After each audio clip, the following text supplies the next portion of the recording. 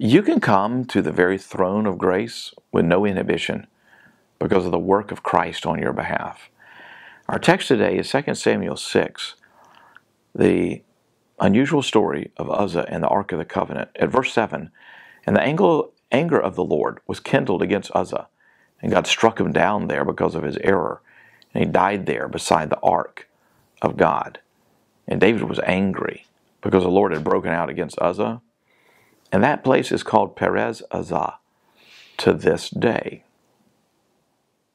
Contrasted with this is the writer of Hebrews, who says, let us draw with confidence, draw near to the throne of grace, that we'd receive mercy and find grace in our time of need. For several days, we've been looking at one of the most scandalous stories in the Bible. David and the house of Israel were celebrating as they paraded to Jerusalem with the Ark of the Covenant. And the oxen stumbled, and Uzzah reached out to steady the ark, and thus he met his death. David, in his anger and fear, refused to take the ark into Jerusalem at that time. And it's a story that non-Christians point to and say, see, your God's capricious and bloodthirsty. And there are some Christians, angry, law-loving Christians, who say, see, God is holy and just. He punishes sin. You better not mess up, like God's going to kill us. And other Christians just get embarrassed and pretend it's not even in the Bible. So why is the story of Uzzah recorded for us?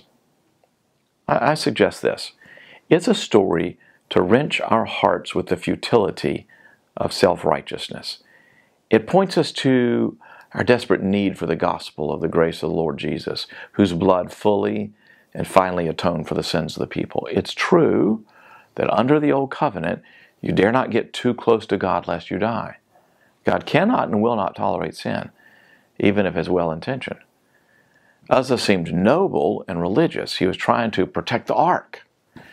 But our best attempts to be good are utterly insufficient to cover our sin.